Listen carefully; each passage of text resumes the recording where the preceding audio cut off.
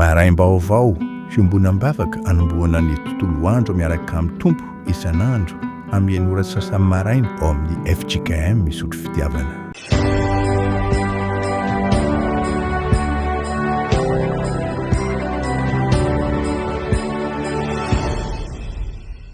Miara-misaotra an'Andriamanitra sika riavana tavombona amin'ity maraina ny zoma 10 Jolay ity ary manonona ny fahasoavan'ny tompo ho amintsika tsirairay avy.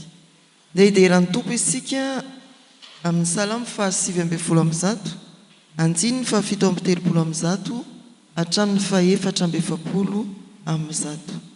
Salamo 7:1, 7:30, 4:70. Hitsangana riavana. Hoy ny mpanao salamo: marina ianao Jehova ary mahitsy ny fitsipikao. Efa voadidinao amin'ny fahamarinana sy ny fahatokiana indrindra ny teny vavolombelonao. Efa maharitra aina ny fahasarom-piaroko satria nanadiny ny teninao ny mpandrafia. Voazatoetra tamin'ny memo ny teninao ka dia tiany ny mpanomponao. Kely aho ka natao tsinotsinona nefa tsy adonoko ny didinao. Ny fahamarinanao dia fahamarinana mandrakizay ary marina ny lalanao. Fahoriana sy fahaterena no nahazo ahy, ny didinao no firavoravoko. Ny fahamarinan'ny teny vavolombelonao dia mandrakizay. Ampianaro aho mba ho velona. Amen. Tompo manolotra ny saotra, ny haja ary ny laza ho anao izahay satria mahery ianao Andriamanitra. Misaotra sy mankasitraka anao koa no ny fahasoavana tsain'ny vavatonona iainana isan'andro mandrakariva ary atolotra ho an'ny mpanomponao. Enina dia izay tsy mahalala anao koa aza dia mbola toloranao ny fahasoavanao. Misaotra ny amin'ny alehibe ny fitiavanao. Mamindra fo ianao ka tsy lanindritra izahay eto amin'ity izao tontolo izao feno faharatsiana ity, ko dia manatona anao amin'ny fanetretena ry Tompo. Esory aminay izay mety eloka sy fahotana ary ianao no handray anay amin'ny tanam-pitiavanao. Ho zanaka ao Andriamanitra indray amin'ny alalan'i Jesosy Kristy. Andinika ny soratra masina izahay, no ny asany fanahinao dia ataovy mahita zava-mahagaga ao amin'ny lalanao ary omeo fahavononana iaina ny teninao. Amin'ny anaran'i Jesosy Kristy. Amen. Nomery 420 andininy voalohany hatramin'ny 2:10. Amin'ny anaran'ny Tompo. Ary rehefa hitan'ny Balama fa sitraky Jehova ny hitan'ny Israely, dia tsy nandeha tahaka ny teo hanao sikidy intsony izy, fa nitodika nanatrika ny hevitra fotsiny. Dia natompony Balama amin'ny masony ka nahitan'ny Israely nitoby araka ny firenena izy, ary ny fanahin'Andriamanitra tonga tamin'ny Balama. Dia nanao hoateny izy ka nilaza hoe: hoy Balama zanaky Beora, dia ny lehilahy izay voakipy ny masony, izay mandre ny tenin'Andriamanitra sady mahita fahitana avy tamin'ny tsy torana kanefa voahiratra ny masony. Endre ny atsara ny lainao ry Jakobo sy ny lasinao ry Israely, tahaka ny lohasa malalaka, tahaka ny saho moronony, tahaka ny hazo manitra nambolen'i Jehova, tahaka ny hazo sedera ao amoron-drano. Isy rano mandeha avy eo amin'ny sisiny ary ny tarana no any amoron-dreny rano maro. Isandratra no agaga ny mpanjakany ary androso voninahitra ny fanjakany. Nentin'Andriamanitra nivoaka avy tany Egipta izy ary manan-kery toy ny omby manga. Handany ny jentilisa fahavalony izy ka ho tapatapahany ny taolany ary aripany amin'ny zana-tsipikany. Mamitsaka izy mandry toy ny liona ary toy ny liom-bavy ka iza no hanaitra azy. Ho asoavana ane izay manisy soanao ary ho voaozona ane izay manozona anao. Dia nirehitra tamin'ny Balama ny fahatezeran'ny Balaka ka niteha-tanana izy. Dia hoy izy tamin'ny Balama: anozona ny fahavaloko ny antsoko anao, kanjo efa nisodrano azy ny telo ianao izao. Ko ankehitriny mandosira ho any amin'ny fonenanao ianao. Hoy izao teo: anome voninahitra anao tokoa aho, fa indro Jehova efa nisakana anao, tsy ahazo voninahitra. Amen. Ray masonao manamasina anay amin'ny fahamarinana, ny teninao no fahamarinana. Amen. Dia nira mbola hivavaka isika tompo te feo izay anaky hoiraka araka ny sitraponao amin'izao fiarahamandinika soratra masina izao dia omeo anay indray lesona enti miaina lesona entina hozaraina amin'ny anaranao Jesosy amen. Eny ary boky nomery no hitondran'ny karatra mofinainantsika iarahandinika ny anjara mofinaina izay nomenantsika teo isika. Lavitra be nareo fa mety tsy hoeniko izao mivaliteninareo adoto ny sofina fa mangatsika dahoary inona ny fantatrareo momba ny boky nomery? Fanisana ny vahoaka ny Israely dia ahoana koa?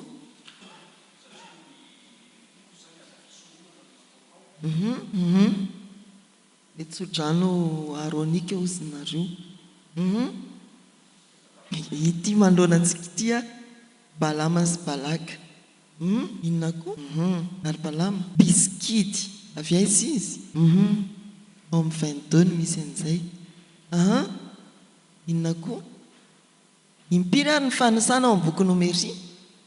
Nomery sa nomery e? Rehefa tsisy tsindro-peo moa zany dia vakiana hoe nomery ka le sora-baventiko eny ary misy firy ny fanisana ao amin'ny boky?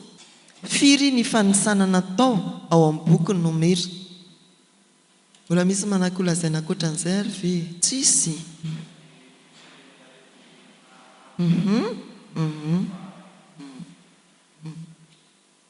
Eny ary malonantsika ny taratasy taridalany amin'ity fiarahamandinika ny nomery 420 raika hatramin'ny 120 ity. Misaotra antsika tamin'ny fandraisana anjara eo amin'ny fitarihan-teny fahalalantsika ankapobeny ny boky nomery. Ireo misy zavatra anankiroa izay natolotra antsika ny votoatin'ny boky ary ny antony iantsoana ny anana hoe nomery. Inona ny votoatin'ny boky? Araka ny voalaza teo dia milaza fanisana ny boky nomery ary tsy adinoantsika koa fa ao anatin'ny boky nomery no milaza ny dian'ny zanak'Israely antsipiriany niainga tany Egipta ary eo amin'ny lafiny Jordana eo a Moaba indrindra izy amin'ity anjara mofinainantsika ity. Ahoana ary no alalana an'izany eo amin'ny nomery toko voalohany avela mba hiteny hoe nomery eo amin'ny nomery toko voalohany dia voalaza hoe 2 volana taorian'ny voahany tany Egipta no nanomboka ny fanisana ho fanomanana ny zanak'Israely hiady amakivaky ny hevitra sy hiady. Izay le mahafanisana anazy. Fa hitantsika koa rehefa mandeha ny tantara akoatra ny fimonomononana dia ny famafisanatika ny zanak'Israely no manandrify ny tsy fiovan'Andriamanitra kosa. Na manao ny fivadibadiana famafisakatoko ny zanak'Israely Andriamanitra tsy nivadika tamin'ny fanekeny. Verina kely sika boky nomery dia miavaka amin'ny fitanisana andreo toerana rehetra izay nijanona ny zanak'Israely tany an'efitra. Fantatsika moa fa ny tantaran'ny lalana tany an'efitra 4 taona dia misy an'ilay hoe mandeha ny andriafo dia midina dia mipetraka indray ny zanak'Israely velarina n'ilay rehefa miainga indray ny androraona dia mamelatra aorina daholo indray ny tabernakel dia lasa indray zanak'Israely any amin'ny toko 7:30 no ahitantsika ny toerana rehetra izay nijanona ny zanak'Israely nandritra ny famakivakiany ny tany hevitra. Mahita ny soratra sika hoe noho ny ala izany hoe rehefa mandeha zany ny zanak'Israely hitantsika tao anatin'ity indrindra raha jery sary tany Antsipiriany sika dia hoe tonga amin'ilay hoe nakaizany tanteriko teto izy nijanona, teto izy nainga indray, teto izy nijanona, teto izy nainga indray farany tonga eo ampitany Jordana. Izay mampiavaka an'ity boky nomery ity manome antsika Antsipiriany ny tantarany dia ny zanak'Israely tany an'efitra isaky ny tanàna ny janonany ny alany dia tonga izandray izy ao amin'ny toko fa 3:30. Ao ilay hitantsika hoe misy ny menarana ho ny varana ho ny namantsika teo. Nisy ny famaizan'Andriamanitra, nisy ny fandringanana. Talohan'ny fanisana ao amin'ny toko 4:20 dia nandringana indray ny zanak'Israely Andriamanitra ho famaizana. Fa hitantsika foto-kevitra dia hoe Andriamanitra tsy nivadika tamin'ny fanekeny, fa nisy kosa ireo tsy maintsy naringany no ny tsy fanarahana ny sitrapony. Nahoana no atao hoe nomery izy io? Boky nomery araka izany dia fanisana ny dikany amin'ny baiboly ny ampelatanantsika. Fanisana voalohany dia fanomanana ny zanak'Israely hamakivaky ny tany efitra hiatrika ny ady. Ny farany io eo amin'ny toko voalohany 9:7 izay milaza ny isa tamin'izany. Avadika kenge nisan'ny zanak'Israely tamin'izany dia enetsy mahery 1:46 550 io sy 3,900 hetsy, izany hoe 603,550 ny zanak'Israely. Maro tsara fa 90 taona mihoatra lehilahy afaka miady ihany no misaina eo. Vahoaka be ne izany mamakivaky tany efitra izany rehefa manomboka ny amin'ny toko voalohany sika dia hoe isao no 20 taona lehilahy afaka hiady, dia io ny fanisana mitambatra ny isa taranaka. Ireo no manana hiady ao amin'ny toko 10, andiny ny 10 mifarana eo ny fanisana sy ny fiomanana rehetra hiady. Tao Sinay izy io no natomboka ny fanisana tao Sinay. Ao amin'ny toko 4:20 kosa izany ao ambadiky ny anjara mofinainantsika dia ny fanisana faharoa, izay ilay fanontaniana tany am-boalohany hoe impiry ny fanisana ao amin'ny boky nomery, indroa dia ny toko voalohany sy ny toko 4:20. Ao amin'ny toko 4:20 ny ena-kely fotsiny ny isa, any amin'ny 9:50 sika no mahita ny totaliny. Mbola ny 20 taona mihoatra ihany no isainao 1:20. Ireo no voalamina tamin'ny zanak'Israely dia 30730 indray io sy 1,900, izany hoe 601,730. Izay indray ny voaomana hiady voaomana hiditra ny tany Kanana, izany hoe aty andafy ny Jordana. Io ilay hitany mpanjakany Moab Balaka hoe oay be dia be le Israely, tena matahotra fa aviry Balama anozana andreo ianao, fa matahotra andreo. Balama moa araka ny tantara amin'ny toko 2:20 matoa nantsony Balaka mpanjakany Moab ho amin'izany dia satria hoe rehefa manozina izy dia tanteraka ny ozina, rehefa milaza tsodrano izy dia tanteraka ny tsodrano. Dia niantso any Balama ny mpanjakany Moabita hoe avy fa be loatra ny zanak'Israely matahotra azy ireo ao, dia hozony izy. Ireto no fizarana izay tsy ao anatin'ny taratasy ny ampelatanantsika. Ny fizarana ao amin'ny boky voalaza teo ny toko voalohany hatramin'ny toko 10:10 dia ny fanisana tao Sinay hanomanana ny zanak'Israely hiatrika ady. Ny toko 10:120 hatramin'ny 2:20 dia ny lalany zanak'Israely makany Moab. Io ilay tokony ho vitany 2:20 andro kanefa no niditrany sy ny monomononany dia hoy ny tompo hoe 40 taona izany. Tsy navela nandalo tao Edoma izy fa niodina ary dia izay ny lalana laniny tantaraina ao amin'ny toko 10:220 hatrany amin'ny 2:20 eo ary no tonga eo Moab efa tazan-davitra ny zanak'Israely dia mampiditra antsika koa amin'ity soratra masin'ity 2:20 nitoby eo Moab ny zanak'Israely, ampitany Moab ny zanak'Israely tsy mbola tena tafiditra, miororo ny mpanjaka Moabita dia niantso ny mpaminany Balama izy. 2:20 hatramin'ny 9:30 fandaminana ny idirana ny tany Kanana. Mbola ty ampitany Jordana ny zanak'Israely fa efa miomana hiditra ny tany Kanana. dia hitantsika ny amin'ny toko fahaenina amby telopolo any ny fandaminana ny hoe iza ny andraikitra ny fizarana ny tany Kanana ho an'ny zanak'Israely. Ny amin'ny avy amin'ny fokony anina dia ny anina miandraikitra azy, ny amin'ny avy amin'ny fokony anina dia ny anina miandraikitra azy. Tena fandaminana mahafinaritra mihitsy no hitantsika amin'izany hoe hiditra ny tanàna tany Kanana zany ny zanak'Israely. Zara telo zany ny boky Nomery 1-10 fanisana fiomanana iady. Ny lalana makany Moaba 10-11 hatramin'ny 29, ny zavantranga teo Moaba sy ny fiomanana iampitany Jordana hiditra amin'ny zaratany ny foko samihafa. Afatra angezabe tsy hoe ny isa loatra fa ilay Andriamanitra tena mahatoky amin'ny fanekeny. Na manahoana voalaza teo fivadibadiany zanak'Israely tany anefitra fimonononana dia tsy niova Andriamanitra.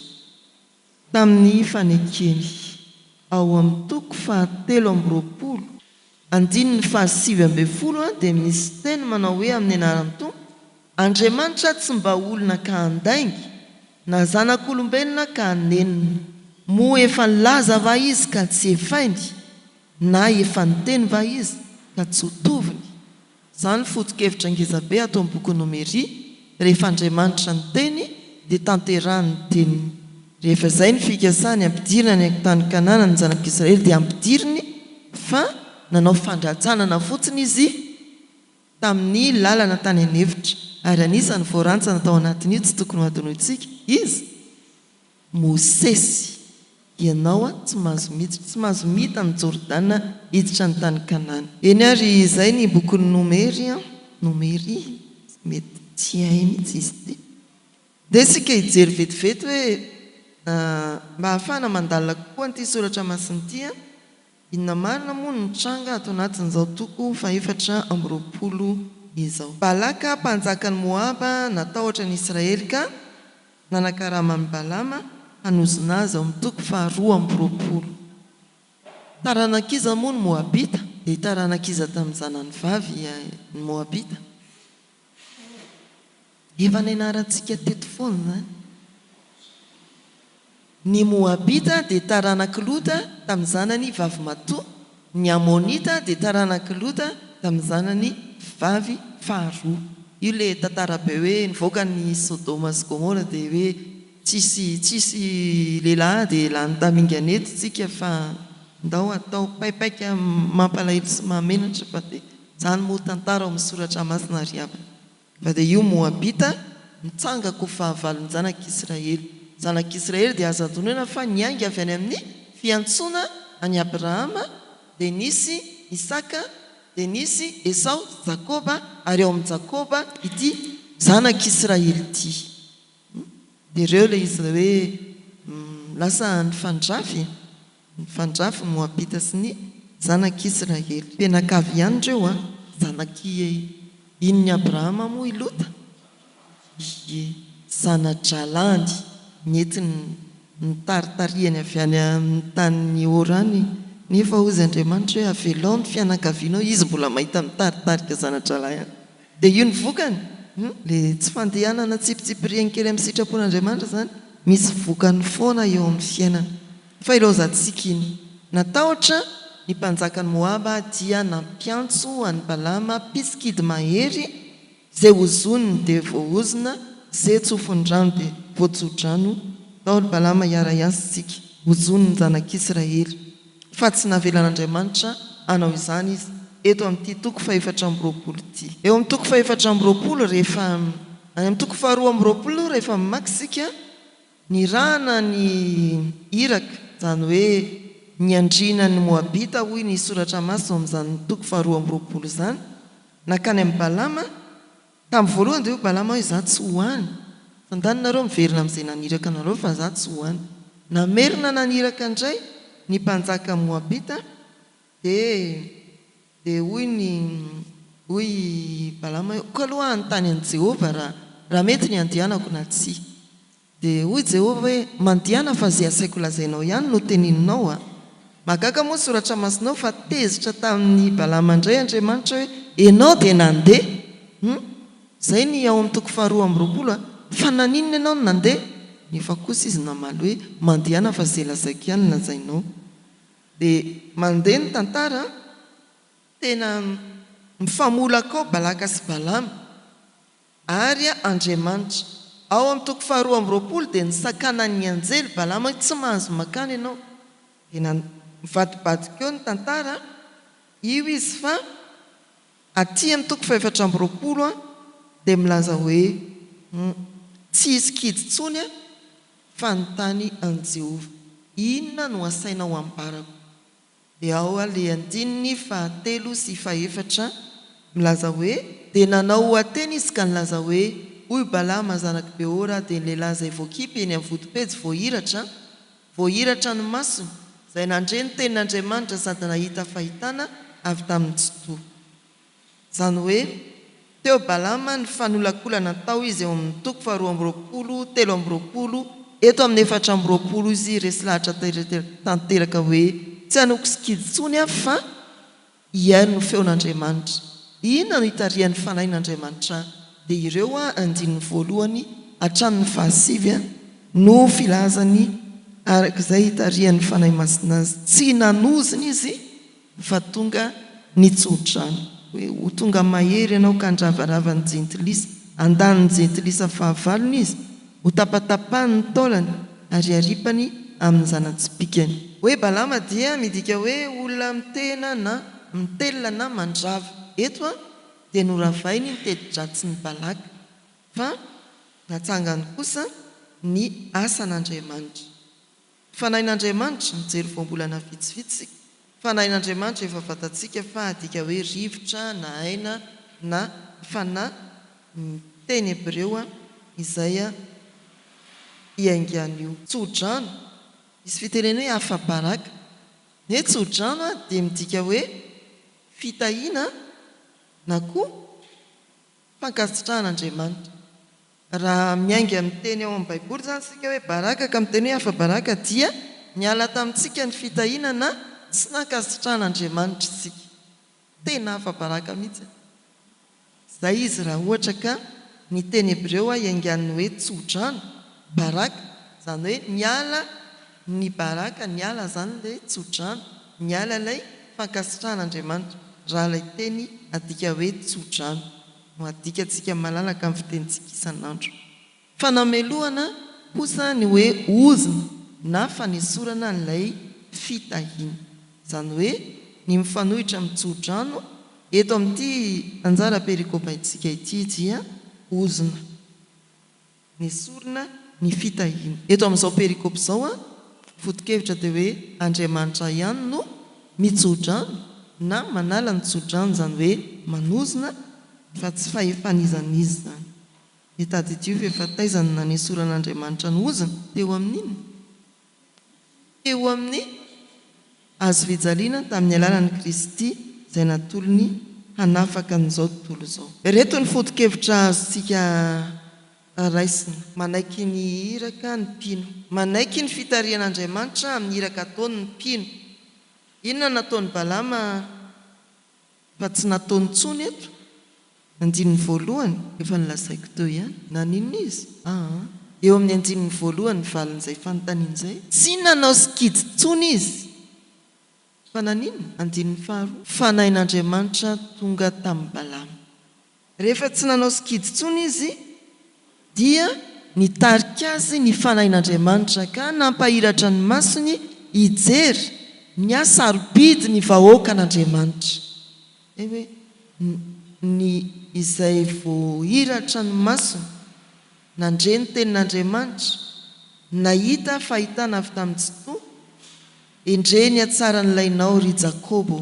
Hoe atsara nylainao tsy hoe lay toerana fa tena lay vahoaka monina ao amin'ilay hitany Balama io, tena nampahitan'Andriamanitra ny fahatsarany vahoakany, tsy sananozina tsony. Zay lay irak'Andriamanitra zany dia niala tamin'ny sikidy ary nampahitan'Andriamanitra tamin'ny masony fahatsarany fiangonana. Dia teo izy manao hoe tsy manozina fa mitsotra. Efa miala miskidy zany ny olona riavana dia maninona? Manana fijerin'Andriamanitra, manana sain'Andriamanitra tena hafa mihitsy mihoatra amin'izay ny ainany tany aloha.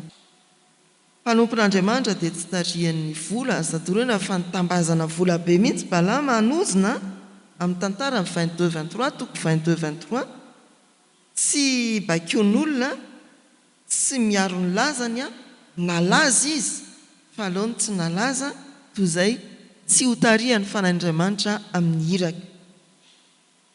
Izay ny hevitra azo lazaina ato.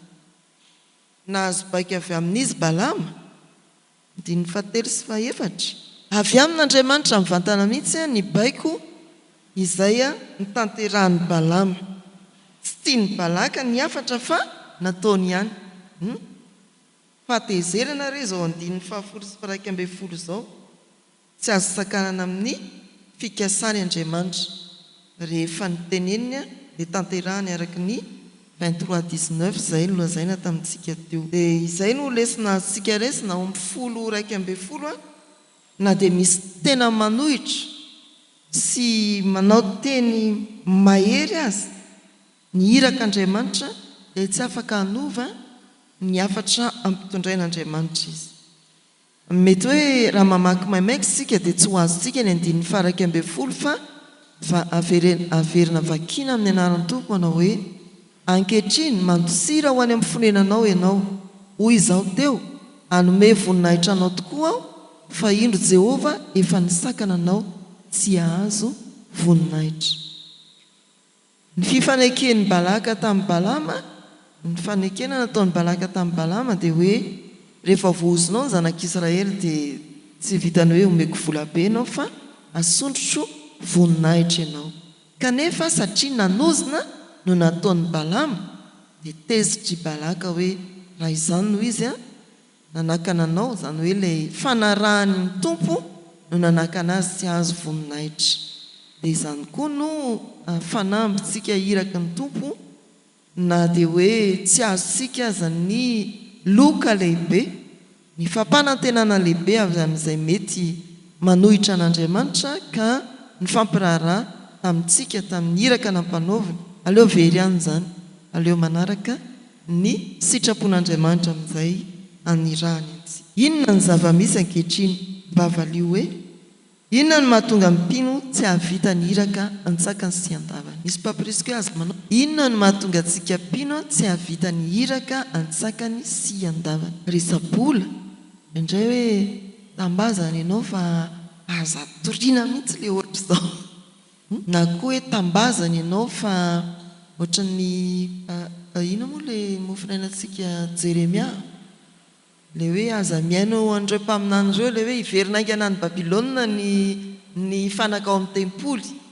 Indraindray koa ny iraka dia misy manamby hoe zao lazaina afatra mandoka fa tsy ilay tena marina mampitodika amin'Andriamanitra. Le Jeremia oviany iny latsinainy sa talata. Inona koa? Vola tahotra olona sode raha miteny an'io azy dia ataony ihany nahoana. Anisan'izany ny tahotra ny manam-pahefana. Izay ny antony ny rahantsika ny Andriamanitra nahary teo tsy natahotra manam-pahefana izy. Ry Andriamanitra le raha salama teo olona samy olona zao dia efa katahotra hoe za tsy teny satria ataoko anakory hitoriteny amin'ny chef, ataoko ahoana hitoriteny amin'ny olona ao anatin'io tamboho be io. Na koa tombotsoa manokana fa ny tsy hatanterahan'ny olona ny iraka araka ny tokony izy koa eo amin'ny taratatsika misy hoe laza. Rehefa te halaza ianao dia torio ny teny mahafinaritra. Averiko foana fa mbola hitako any foana le Petadrindra. Za aloha tsy nandrovitra naray ary fa misy mandrovitra ny sasany omenanao ane izay azonao ane izay iriny ny fonao. Laza mihitsy. dia le soratra ery ambony kely misy hoe vavaka sy tsodrano.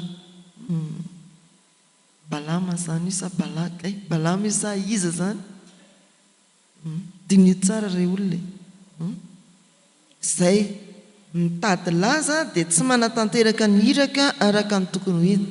Tsy voatery hoe voarepirepi ny olona manodidina izy fa izy mihitsy no ahoana re ny ampalazay izao zany ny atao, manao teny mandrobo, manao teny manintona, manao teny sy ny sisasisa, nefa tsy arak'izay anirahan'Andriamanitra akory. Dia ao koa ny fanarahana ny foto-kevitra samihafa izay voizina eto ambonin'ny tany amin'ny vanim-potoana iainany, fanarahana kolontsaina izay tafiditra eo amin'ny toerana izay honenany. Dia morona makany izao tontolo izao mafy be ny mitory-teny dia aleo arahana ambokony ireny zavatra mitranga ireny. Izay koa ny antony tsy ahavitatsika ny hiraka antsakany sy andavany. Ohatra raha mitaiza katekomenina izao sika dia hoe mafy be mihitsy zany mamoraka anjareo hoe andao re mba hanao kopy miaramila tsika ne miaramila ny Kristy fa mafy be zany ao amin'ny katekomenina hoe nga ny volony maninona ny ao anatiko ihany io, nga ny tena tsy mitovy amin'ny rehetrarehetra ary satria mafy be zany marina raha izy tonga dia hiala daholo ireo tsy ho raisina fa aleo ny volony zay toy izay ny fanompony dia eo zany no misalasala ny fiangonana hitory ny afatra ve volo ve fahotana ve sa tsy fahotana, inona ny foto-kevitra finosin'ilay volo, inona ny foto-kevitra nandresy lahatra n'ilay tanora, any no izy fa tsy resaka volo na inona loatra. Fanarahana n'izao tontolo izao, ny endrik'izao tontolo izao ve sa izay toyiny tsy fantatra. Fa raha vao misy toe-tsaina araka n'izao tontolo izao dia tokony mieritreritra sy mandinika isika zanak'Andriamanitra. Inona moa ny olana raha atao kopy miaramila any io sa ahoana ry havana, sady tsy mandany savony tsy mandany fotoana dia zanantsika somary lavalava volo koa tinge firy minitra izy eo ihany farany tara. Anisan'ny mahatara aty am-piangonana ireny. Avelantsika any fa ny foto-kevitra dia ny hoe indraindray dia ny fironana amin'ny kolontsaina tonga na ny toe-tsaina voavory eo amin'ny tontolo misy ny hiraka no mahatonga ny hiraka tsy handeha araka an'Andriamanitra intsony fa lasa voafono na voafehan'ilay kolontsaina na ny tontolo misy azy. Ny olona rehetra manao an'izany daholo dia iny koa zany ny afatr'Andriamanitra dia morona any amin'ny ataon'ny olona rehetra. Na didio fa Jeremia mpaminany dia nanoariana zany hoe nataon'ny olona rehetra dia notsenainy ny sitrapon'Andriamanitra izay manda ny zava-misy sy ny fanantenana ny eritreretin'ny olona. Izany nahatonga azy toerina foana na ny mponiny Joda dia nanohitra azy. Inona ary no antsoantsika?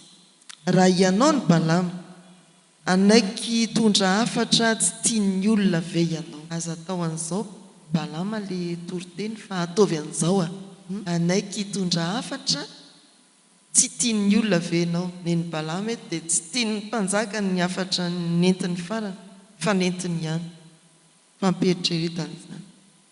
Inona ny tena mampiemitra anao? Tsy anaiky ny hiraka. Raha toka ao anatin'ilay tsy manaiky hiraka ianao na manaiky fa tsy arak'izay anirahana, iza ny tianao ho faly kokoa, Andriamanitra sa olona? Mamaly zany ny Galatiana 2:10 manao hoe olona va ny ilako fity sa Andriamanitra? Misy toyana hoe raha olona ny ilako fity dia tsy mpanompon'ny Kristy aho. Zay ny toyan'io Galatiana 2:10. Antanio ny tenantsika hoe mbola hiraka araka an'Andriamanitra ve isika, zany hoe mandeha arak'izay aniran'Andriamanitra antsika, tsy amin'ny hetsika ataontsika ihany fa miteny alokon'ny vavantsika koa. Sao dia hiraka araka ny hevitr'olombelona isika. Misy tokony hovaina ve ny fiainan'ny fiangonana ankehitriny? Tadidio ary atao anatin'ity boky nomerity fa tsy isika hiraka akory no mamaritra ny toerana andehanantsika na ny mamaritra ny teny aloky ny vavantsika fa tsy maintsy arak'izay aniran'Andriamanitra antsika. Balama eto dia ny teny aloky ny vavany no notarihan'Andriamanitra tamin'ny alalan'ny fanahy ho an'ny asan'ny apôstôly ohatra dia ny toerana andehanana sy ny teny aloky ny vava no nanirahan'Andriamanitra. Tahaka ny hoe raha nikasa ho ary izahay dia tsy navelan'ny fananan-kany. Nisy ny tantara hoe mipitaha ty Makedonia dia navela teo ny fandaharam-potoana fa Makedonia no nandehanana. Dia tahaka izany ity arak'Andriamanitra ity dia iraka tsy arak'izay faritantsika fa iraka hitarihan'ny fanahin'Andriamanitra antsika. Manana tetikasa sika fa mety ho tahaka ny apôstôly dia tetikasa antsika iny dia avilin'Andriamanitra maketsy na makery. Ohatrany hoe raha natetikasa sika tany Mahabo tsy ho datin'andro io no napetraka fa ny taloha keliny io. Nefa hoy ny avy any Mahabo hoe raha mety dia aleo isika mba aloha kely ny fitokanana ny fiangonana ny kely vao no mandeha, amin'izay vita ny tafika miasan'ity Mahabo dia miara-miainga isika makeo amin'ny sodabaritany eo kely vao. Izay ilay tsy takatry ny sain'olombelona fa napetraka Andriamanitra mialoha ary misy mpaminany asain'Andriamanitra milaza hoe tsy izany fa ity. Dia tsy drikiny sika hoe ine rehefa io dia io. Izay zany ilay fandamina. Hita fa izay tokoa no hevitr'Andriamanitra hoe tonga ny ihany ve dia tsy hanatrika n'ilay fitokanana. Dia tahak'izay ny fanahin'Andriamanitra no mitarika antsika hamaritra ny iraka atao na toerana na lazaina na ny fanao rehetra. Toy ny nataon'ny Balama dia antsoina koa tsika mpimono anaiky ny fitarihan'ny fanahy araka izany. Hiteny ny tenin'Andriamanitra amin'ny fahamarinana fa tsy miolakolaka na mpanaraka ny tenin'Andriamanitra amin'izay tian'ny olona sy sitrapon'ny olona. Dia tsaroa fa rehefa miasa Andriamanitra tsy misy mahasakana. Raha ny fanakatsakanana nataon'ny Balaka any Balama ny fandrahonana dia tsy tonga tamin'ny fitsofandran'ny zanak'Israely izy saingy izay no sitrapon'Andriamanitra dia izay no voalaza tamin'ny alalan'ny Balama. Izay no toko antsika manaiky ny iraka ny mpino, manaiky ny iraka amin'izay ampilazain'Andriamanitra sy hitarihan'ny fanahy masina. Mety misy ny satrotra, mety misy fanamby ngezabe manoloana antsika, saingy noho ny fomba an'Andriamanitra dia mahatoky sika fa ho vita arak'izay sitrak'Andriamanitra nampanaovina antsika ny iraka rehetra. Mahafinaritra ry havana ny boky Nomeria, tsy hoe mahafinaritra fotsiny fa mampita antsika hevitra ngezabe izany fitantanan'Andriamanitra ny fiainan'ny fiangonana zanak'Israely tamin'izany, ary indrindra ny fahatakarana hoe na dia nadipo azy ny fiangonana ny zanak'Israely dia tsy niova tamin'ny fanekeny Andriamanitra.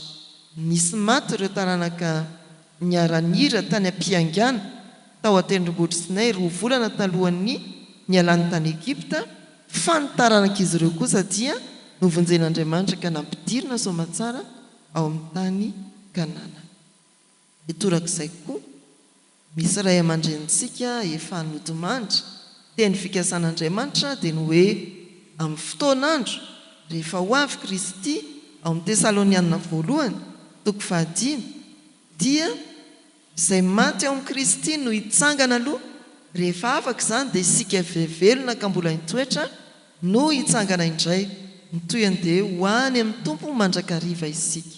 Maty ireo ray aman-drenitsika 70 taona lasa raha ho an'ity fitandremana ity, ny fandimby tamin'ny fanompoana teto. Mbola tsy tonga ihany ny tompo aza matahotra fa rehefa niteny ny tompo fa mbola hitsangana ny maty, ary ho amin'ny mandrakizay isika, ho any amin'ny tompo mandrakariva isika miaraka amin'ireo efa nialohantsika dia tanterahana izany ho an'ireo araka ny teny fikasana ho an'izay rehetra nino sy natoky. Dia izay ary havana ny fiarahantsika mandinika ny soratra masina tamin'ity fotoana ity. Misy manana fanamariana be isika, fanampiny na koa fanontaniana tsy misy. Tokony ho haintsika izany ny zaran'io anjara mofinaina io androany, hoe rehefa miala amin'ny sikidiny ny olona dia tonga manaiky miara hiasa amin'Andriamanitra ary ho irak'Andriamanitra araka ny sitrapony. Ilaza zay lazainy tsy voatamby vola na voninahitra. Ivavaka isika ry havana.